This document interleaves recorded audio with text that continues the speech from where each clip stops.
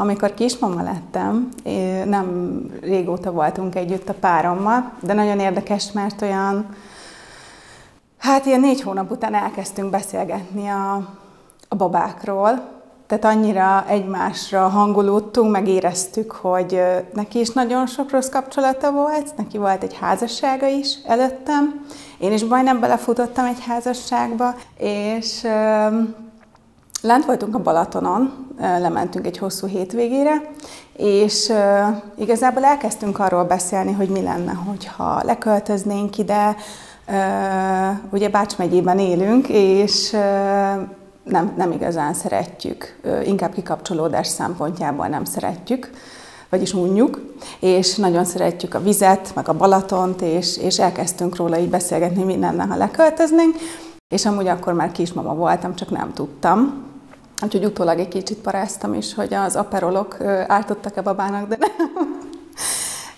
Aztán hazamentünk, és én fodrász vagyok és konchmester, nagyon sok divatbemutatón dolgozom és magazinoknak, és ez egy pénteki nap volt, és mentem egy magazin címlapfotózásra dolgozni, és szerintem ezt még a férjemnek sem mondtam, de hogy álltam a vonaton, és elkezdtem így fogdosni a hasamat. De ilyen önkéntelenül, tehát hogy én akkor tényleg nem tudtam még, hogy kismama vagyok.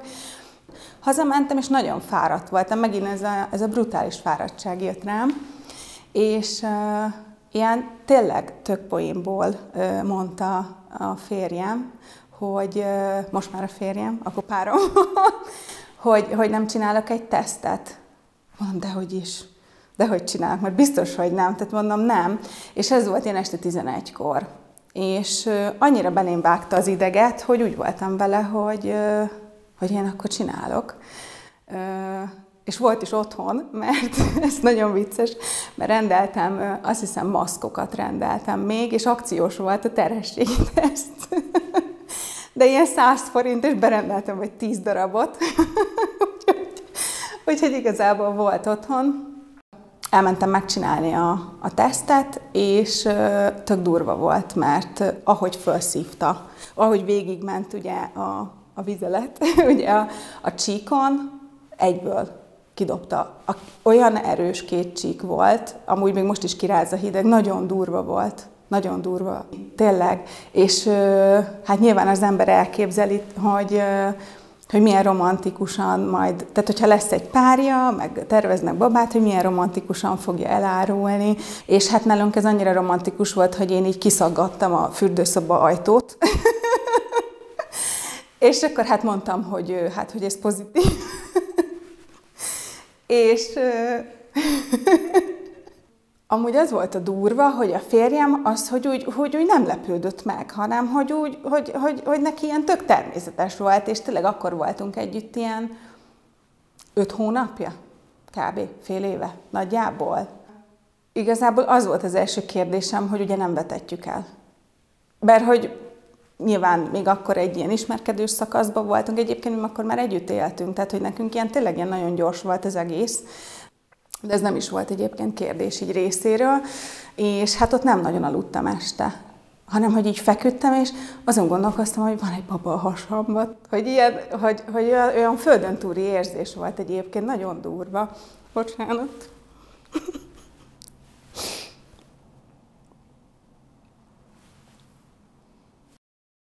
Aztán elmondtuk édesanyáméknak, ők is nagyon örültek, apukám meglepődött egyébként. Anyukám bölcsödébe dolgozik gyerekek között, és ő, mielőtt megismertem a férjemet, ő azt mondta, hogy szerinte nekem soha nem lesz gyerekem. És nem azért, mert nem szeretnék, mert évek óta szerettem volna, de annyi sokszor párkapcsolatom volt, hogy igazából bátran kimerem jelenteni, hogy semmelyik volt párkapcsolatomban nem vállaltam volna be egy babát. Se érzelmi biztonságból, se semmi. Tehát, hogy nem tudtam igazából senkivel elképzelni, hogy gyerekünk legyen. És most, hogy visszagondolok, tehát, hogy látom, hogy tényleg érzelmileg, fizikailag, meg ezt csúnyán szólva pénzügyileg, hogy mennyibe kerül mondjuk egy baba. Ez így most elég furán hangzik, de hogy hogy tényleg ezt nagyon, nagyon át kell gondolni. De inkább érzelmileg, hogy mennyire támasz a másik, mert tényleg akkora hullámvölgyek vannak a gyerekvállalásban, főleg a gyerekágyas időszakban, hogyha ott nem támogat a férjed vagy a párod, akkor ott tényleg el tud menni a dolog, szerintem. Legalábbis nekem nagyon nagy érzelmi hullámvölgyeim voltak.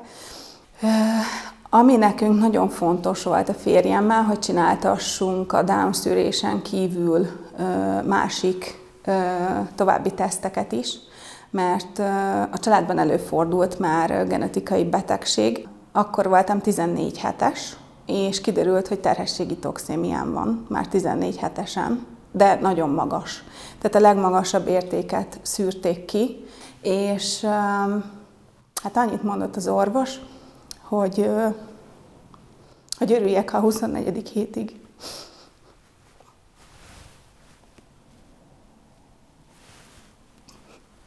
Igazából volt benn marad a baba. És megkérdeztük, hogy a 24. héten ugye mennyi esély van, hogyha akkor ki kell venni, vagy bármi ilyesmi, és hát mondták, hogy 50-50%.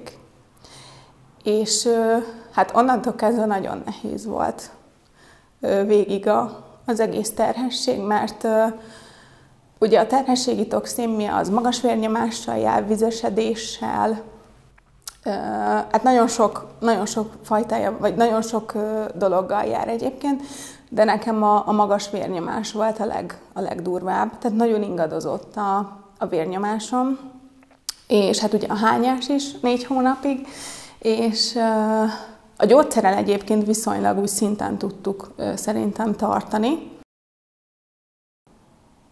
Egyik reggel fölkeltem, és nem éreztem jól magam, meg mértem a súlyomat, és egyik napról a másikra ilyen 3 kilóval többet mutatott a mérleg, és láttam, hogy a lábam, a kezem, az arcom, mindenemben van ugye vizesedve.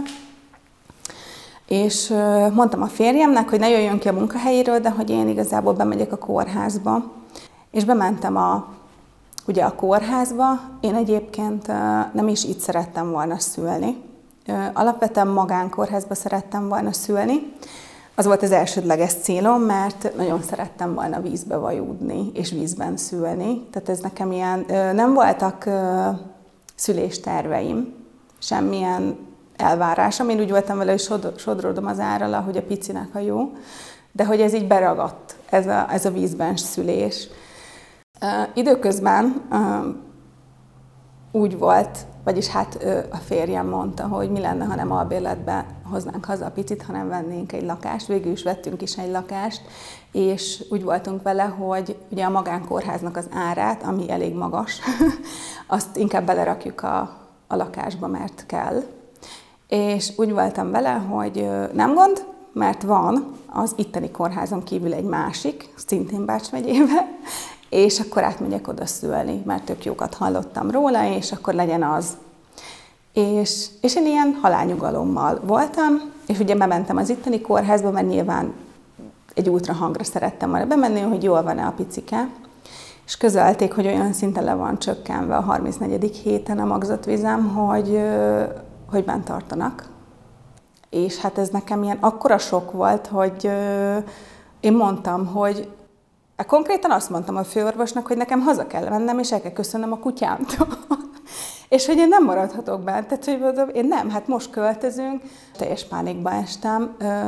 Amúgy se bírom a kórházakat, tehát, hogy a bezártságtól teljesen kiborulok. De mondták, hogy a cuccaimért sem mehetek haza, és a kutyámhoz sem mehetek haza. És fölkísértek igazából a szülészeti osztályra. Hát én zokogtam. Tehát én ültem az ágyon, és zokogtam, hogy 34. hétben vagyok, az már mondjuk nem a 24. Tehát, hogy olyan pozitív is voltam, meg hogy a 34-nél ugye már jobb esélyei vannak a picinek, ha véletlenül ki kell venni. Hát az első 4 nap volt szörnyű. Ott folyamatosan azt éreztem, hogy pánikrohamaim vannak, tehát nem kaptam levegőt, ki akartam menni, miért vagyok itt, miért én vagyok itt. És Hát aztán elfogadtam, mert muszáj volt, és próbáltam arra koncentrálni, hogy a picinek ez a legjobb, és hogy majd valahogy eltelik ez a pár hét. 3 hétig voltam fönt a szülészeti osztályon, és egyedül voltam. 1 napot volt szobatársam, és én végig egyedül voltam. És édesanyám mondta meg a férjem is, hogy kérjek, tehát szóljak a nővéreknek, hogy valakit rakjanak be mellém, mert hogy be fogok fordulni, de nekem ez annyira jó volt, hogy egy kicsit így egyedül tudtam lenni, és nem fordultam be, rengeteget aludtam. Nagyon sokat aludtam, meg ettem, és barátkoztunk. Tehát annyira sok barátom lett ott bent, hogy hihetetlen. Tényleg. Volt olyan, hogy a folyosón annyira röhögtünk a kismamákkal, hogy volt egy kismama, akinek 4 centire már nyitva volt a mészája, nem tudom, a 30. héttől, és rá például rászólt az egyik nővérke, hogy most már hagyja abba, mert hogy ebből baj lesz. Tehát tényleg annyira nevettünk, és ez ilyen pozitív volt, hogy nem vagyok ott egyedül. Meg ugye egész nap tudtunk ott bandázni. December 23-án úgy keltem föl, hogy nem bírtam kikelni az ágyból, és szédültem. Tehát nem bírtam konkrétan lábra állni, és egész nap feküdtem. És az benne a poén, hogy mi aznap költöztünk be a lakásunkba. December 23-án, tehát a férjem és a barátaink akkor pakoltak be, és nekem délután 6-kor elfolyt a magzatvizem. Miközben pakolták befelé a bútorokat, és hívtam a férjemet, hogy igazából nem kell elindulnod, de hogy azért úgy legyen már telefon közelben, mert hogy elfolyt a magzatvizem. És szóltam a nővérnek, hogy ő elfolyt a magzatvizem, aki közölte, hogy szerinte csak bepiséltem. És ugye nekem ez az orvoshiány karácsonykor, ez nekem nagyon érződött, mert ugye ez volt 23-án délután 6-kor, és közölte a nővér, hogy igazából mindegy is, hogy a magzatvizem szivárgott-e, vagy az folyt el, mert 23-a van, holnap karácsony van, nincs orvos. Egy orvos van, az is bent van a műtőbe. És akkor én meg mondtam neki, hogy 3 hete itt vagyok, ezt várom, hogy szüljek, és hogy akkor most nem is fognak megvizsgálni, és mondta, hogy nem. Majd szépen beindulnak akkor a fájások, elindul a folyamat, és majd jelezzek. Raktak alám egy gumilepedőt, és mondták, hogy ne mozduljak, feküdjek le, pihenjek. Ez volt délután ilyen 6-7 magasságában, és semmi nem történt, tehát semmit nem éreztem. És igazából reggelig nem nézett rám senki. Konkrétan reggel. Nagyon durva egyébként, erre szerintem, amíg élek, sose felejtem el, hogy 9:30-kor volt vizit, 24, ugye december 24 volt, és jött a főorvos, és mondtam neki, hogy ha most valaki nem fog megvizsgálni, én esküszöm, hogy összepakolok, és átkéretem magam, vagy átmegyek saját kocsival, átmegyek másik kórházba, csak vizsgáljon meg valaki, és teljesen kiakadt, hogy délután 6 óta nem vizsgálta meg senki, és mondtam, hogy nem. Még egy ultrahangot se csináltak, tehát semmit. 9:40-kor visszajött értem, levittek, és már nem volt magzatvizem. Olyan szinten nem volt magzatvizem, hogy 10 perc volt kivenni a kislányomat.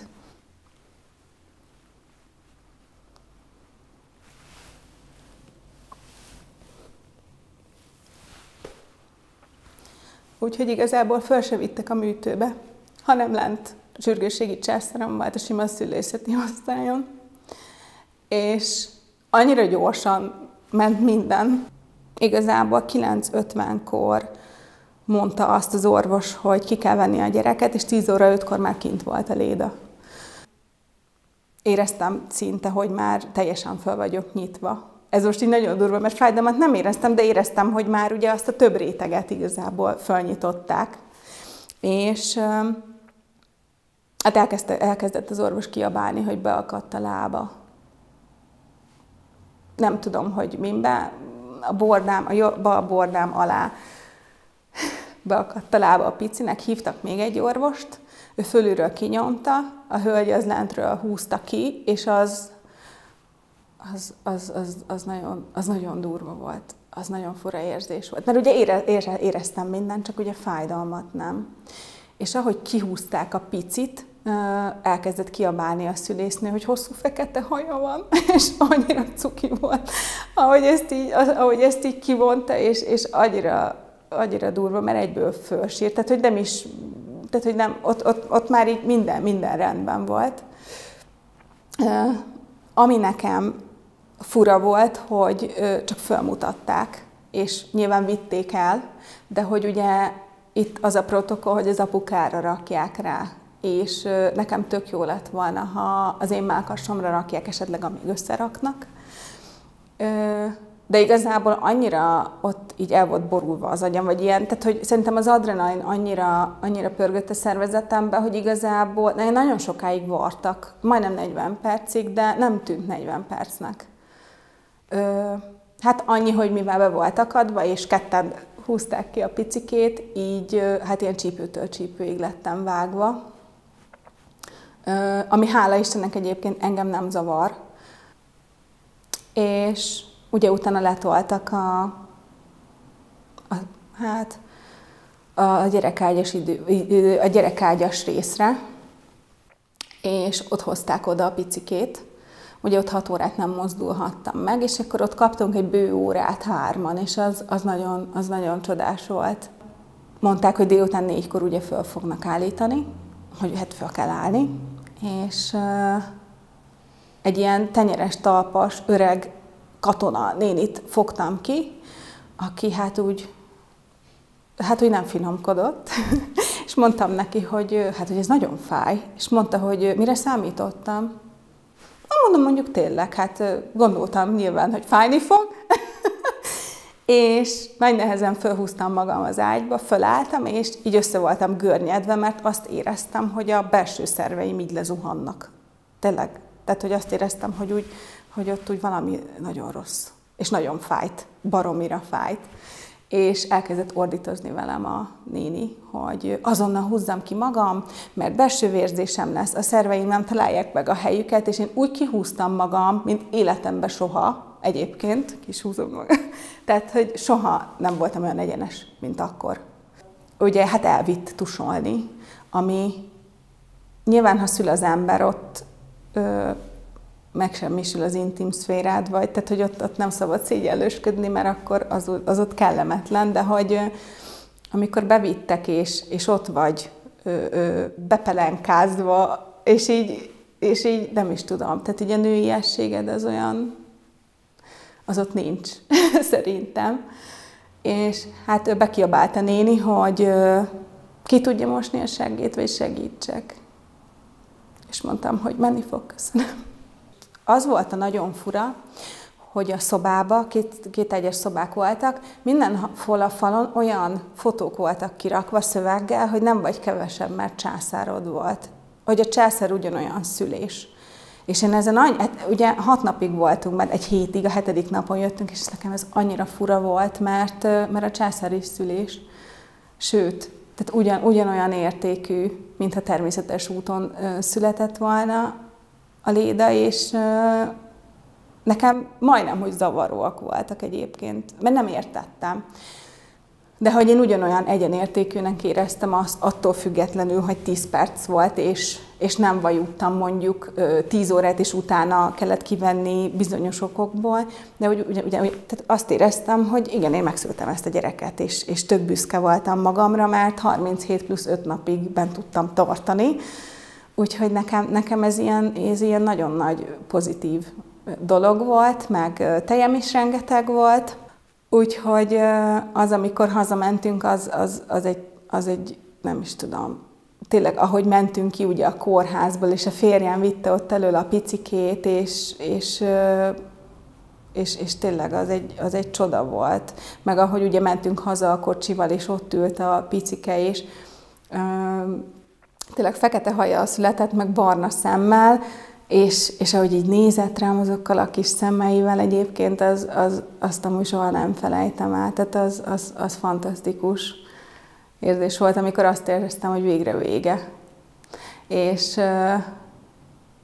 én mindig 2 gyereket szerettem volna, és bízom benne, hogy majd lesz is. De most egyelőre ezt még ezt még emészgetnem kell, mert még csak 9 hónapos a kislányom. Biztos, hogy egyébként időben meg fog ez szépülni, és jobb lesz, meg ha ránézek a kislányomra, akkor bármikor végigcsinálnám még egyszer, a többszörösét is, de azért kemény volt. Nagyon, nagyon kemény volt ez a pár hónap.